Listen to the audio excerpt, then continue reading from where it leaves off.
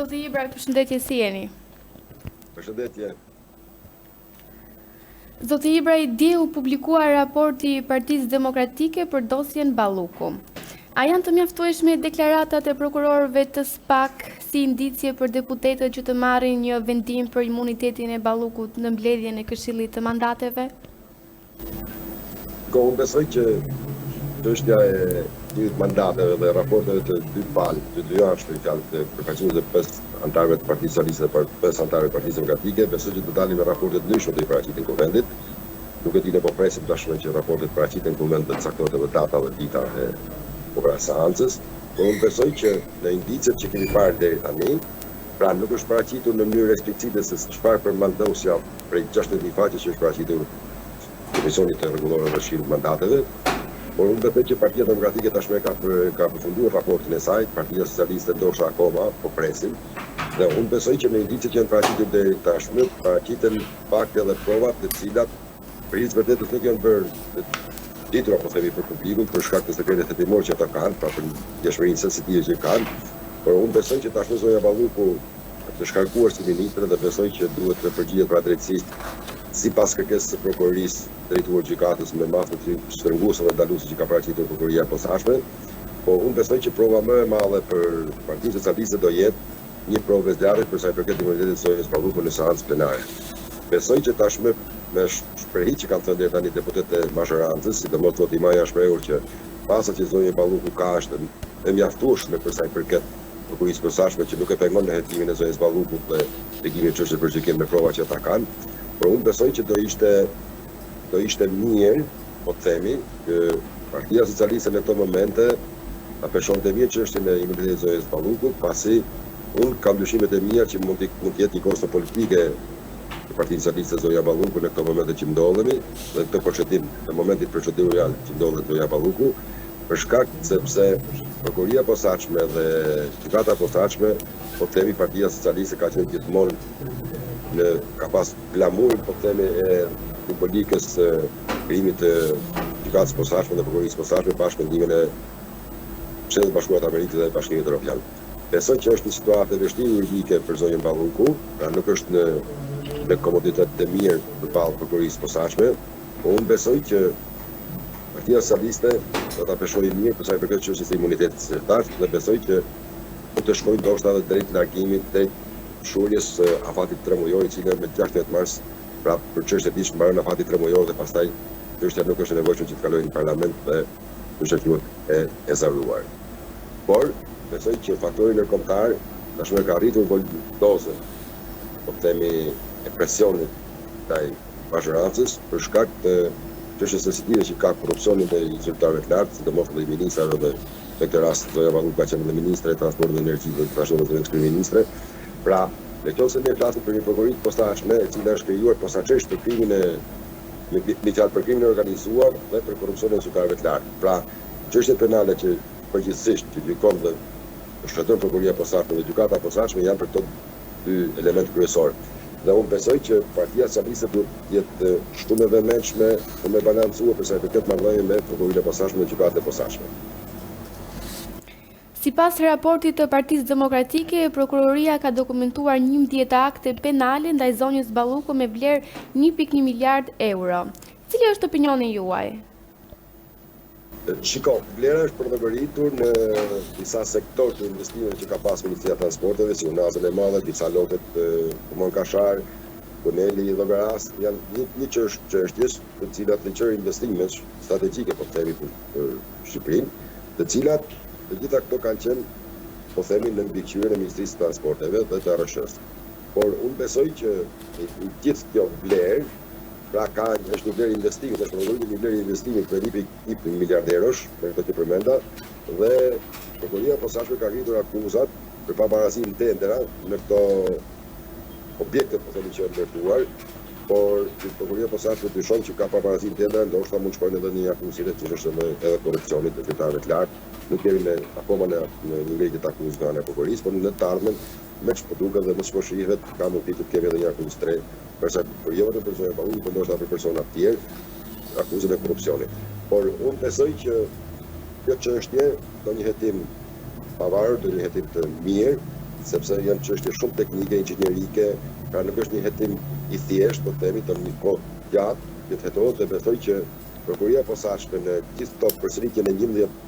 vepra, po themi, në 11 raste mund ta quajmë, është në drejtën e saj që kërkon një hetim të thënduar dhe ndoshta për këtë ka kërkuar edhe çilit mandate dhe heqjen e imunitetit, pra dhe ndoshta gjykon prokuria e posaçme që Zoja Balluku mund të prish provat, mund të ketë prishur prova etj, por unë besoj që e do një kohë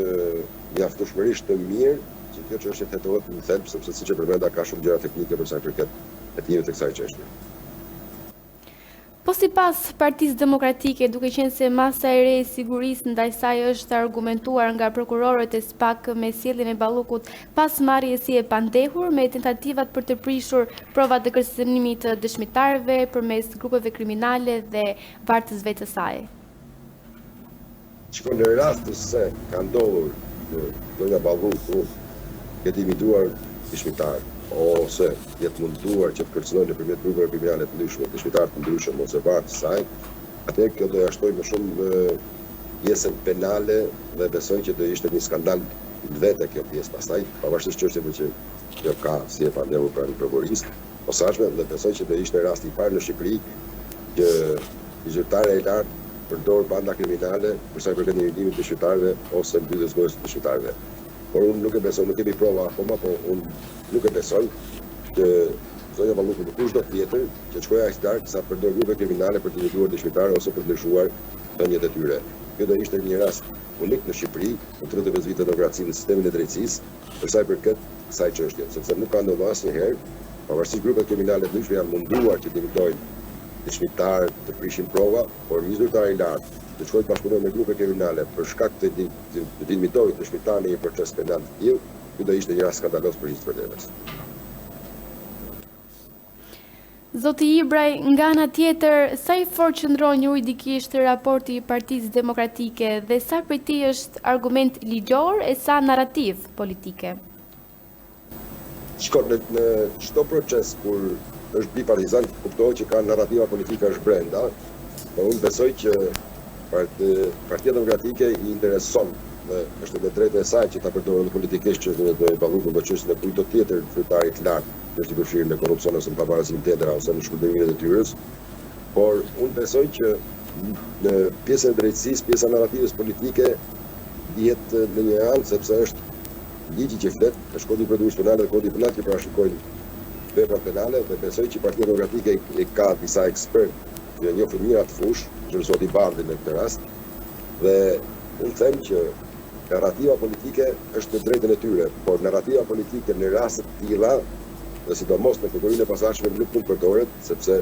nuk vlen. Tani është drejta Partisë Demokratike që ta përdorë politikisht, është drejta çdo forcë politike që të përdorë politikisht çështje sensittive, çështje ku përfshin zyrtar të lartë në korrupsion, pavarësi i tender atje në vepra penale të ndryshme, por unë besoj që në mënyrë eksplicite nuk është paraqitur pjesë e raportit të Partisë Demokratike, pasi siç e thashë në fillim, gjithçka është pjesë e sekretit hetimor dhe nuk lejohet as deputetët që të japin asgjë as për mediat ose për opinionin publik rreth dosjes që ata kanë pas lexuar dhe mbi ato dosje ata kanë përgatitur raportin. Zonës Balluku duhet të hiqet imuniteti për shkak të akuzave që ajo ka dhe për shkak të përmbajtjes që dosja ka për 16 faqe që është paraqitur,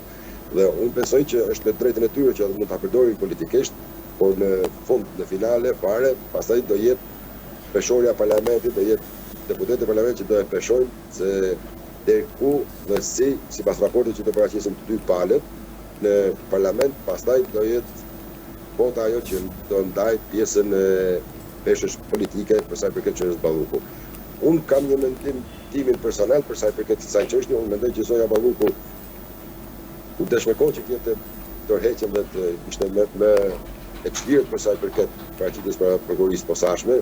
pa ngarkesa si ministre dhe si kryeministre, tashmë ato ngarkesa politike dhe ekzekutive të Zonës Balluku janë hequr. Tashmë Zoja Balluku në këtë moment i flasim është një deputete e thjeshtë të parlamentit shqiptar,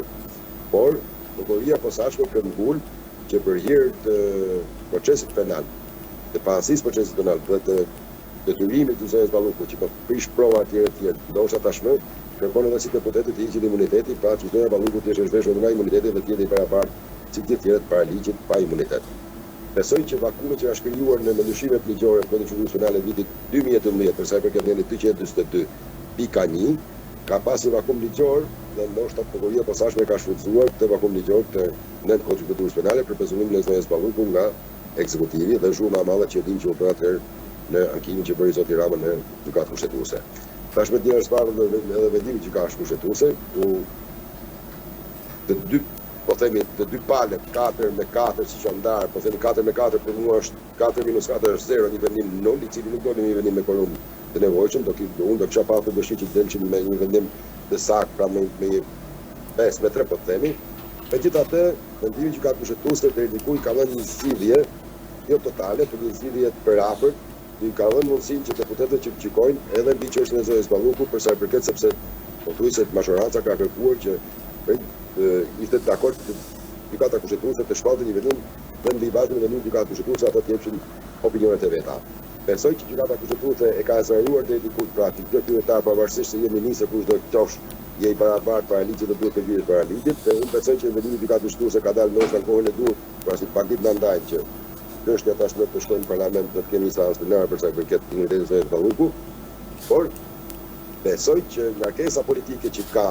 Partia Socialiste në këto momente do jetë shumë e madhe. Dhe në këtë rast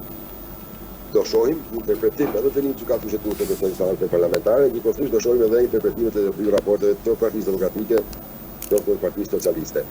Mua më intereson shumë për hir të vërtetës edhe si për shkak të personit, do shoh raportin, më intereson më shumë raporti që kanë bërë përfaqësuesit e Partisë Socialiste në Këshillin e Mandateve, peshja e Partisë Socialiste në Këshillin e Mandateve, se si ata e gjykojnë dhe emendojnë çështjen e justifikimit të marrëdhënies së imunitetit ose të marrëdhënies së imunitetit. Pra, për hir të vërtetës, ajo që intereson më shumë politikisht ndoshta dhe juridikisht dhe opinionit publik është raporti që do përdorin që do përfshihet tek deputetët e Partisë Socialiste në parlament. Sepse në rast se ata do paraqesin një raport ku e justifikojnë, po themi, do masa, sigurinë dhe shtrënguese dhe ndaluese i kauzës e Balluku, dhe nuk janë dakord me imunitetin, besoj që do jetë një kauzë i bukur për ta studiuar, për ta parë se si e justifikojnë momentin e mosdhënies së imunitetit zonës Balluku në parlament. Avokat, gjykata kushtetuese zbardhi vendimin për Ballukun. Si u duket argumentimi për pezullim? Ka qartësi juridike apo hap më shumë pikpyetje? Kjo nuk ka dhe shumë qartësi juridike, po deri diku ata kanë ezaruar pjesën e pezullimit, pra i kanë lënë një ekivok të tillë që edhe mund ta pezullosh, edhe mund ta pezullosh. Por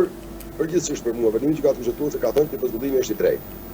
Pra për shkak sepse ligji e lejon Kodit Konstitucional e lejon pezullimin pas necesitar 222.1 e lejon pezullimin e një zyrtari të lartë përjashton vetë personat të zgjedhur sipas ligjit elektoral, të cilët janë këshilltarët e bashkive, kryetarët e bashkive dhe deputetët. Të gjithë të tjerët në ligjin që kemi sot në Kodin Konstitucional që kemi sot, prokuroria posaçme ka drejtë të kërkojë pezullimin e tyre në çdo format të kushtetit që qoftë ministër, qoftë drejtori i administratës lartësore, kushdo qoftë. Zotë Ibraj, faleminderit për intervistën. Faleminderit juve.